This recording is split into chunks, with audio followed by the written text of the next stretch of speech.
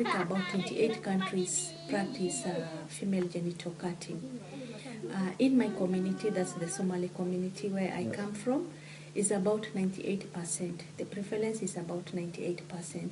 And we know that in the world, about 100 to 140 million women and girls are living with circumcision. They have been done the cut.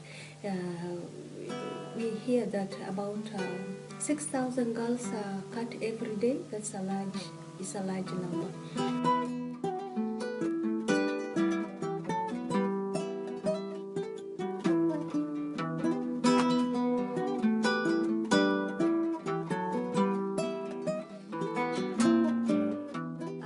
Finished my college, I went and worked in Saudi Arabia.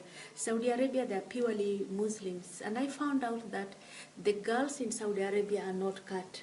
The women whom I was delivering and were not cut. Then I asked them, this is supposed to be in Islam, why are you not cut? And I was told, no, it is nowhere in the religion.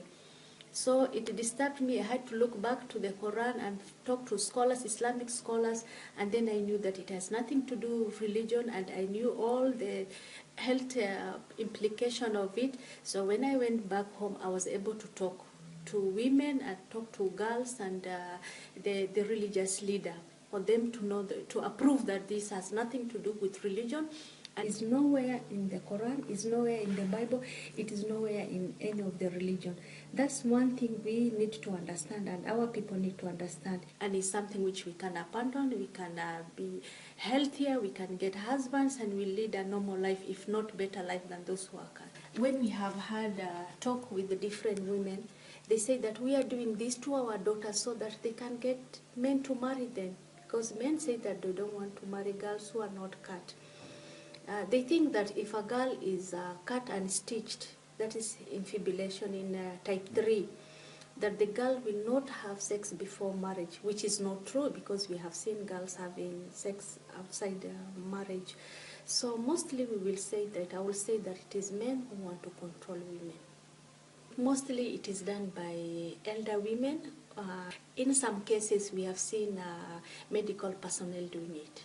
If the cutting of the girl happened around you and you didn't report, you are also answerable to the law.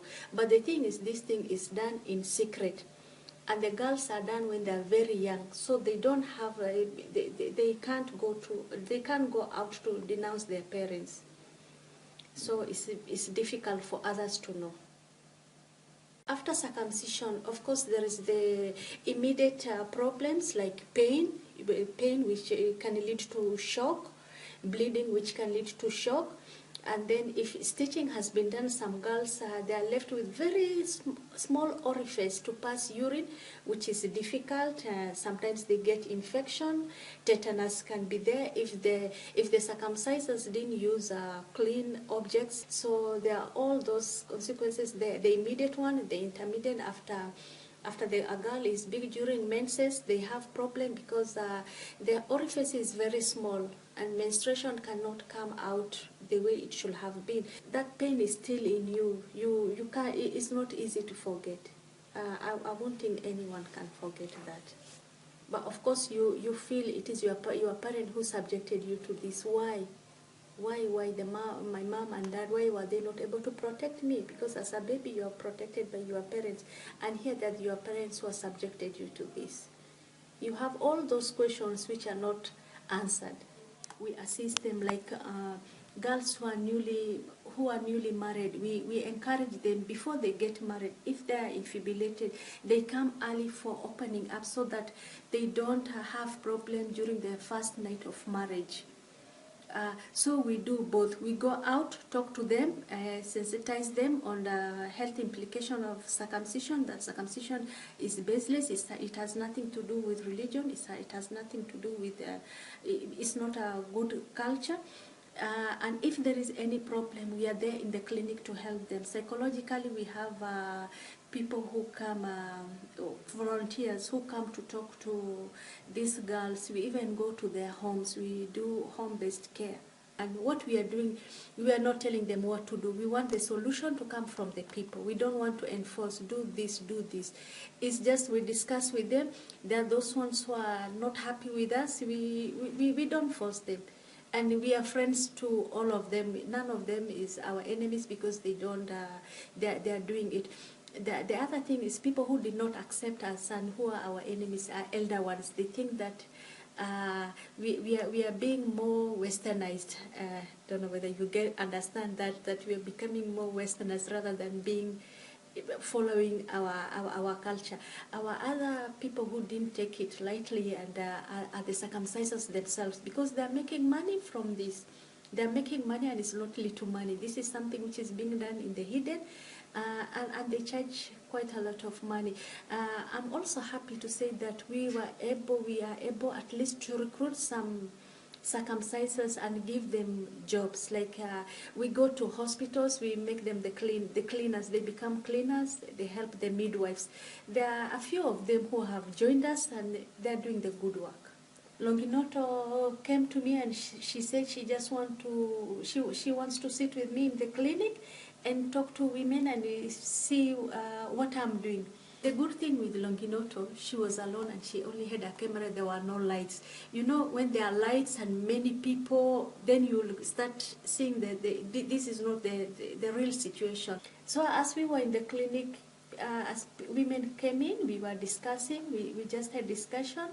And there is the girl who was reciting the poem. I had met her earlier in immunization in school, and I was talking to them about circumcision. And next time we had a meeting, she came up with the poem, and I also told Longinotto, oh, there is this girl with the poem, maybe we can call her over.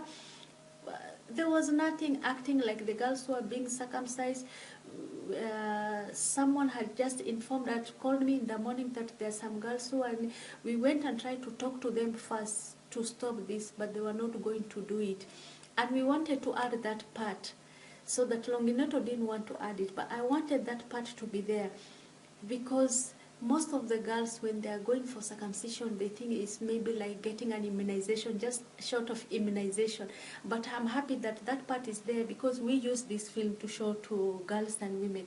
When they see how those girls were scared and screaming, they all think again and say, no, if that's what you want to subject me to, it is no.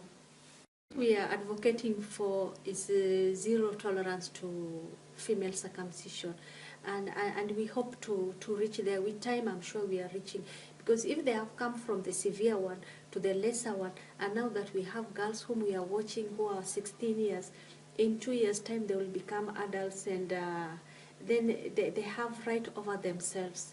So, yeah, many things will change in future. As we talk to girls, we talk to boys also, because girls and boys, they need each other. They are the husband and the wives of future. So we have to educate them to not to grow with the mentality of saying that a girl is unclean if she is not circumcised. The young ones now will be the adults and the custodian of the tradition.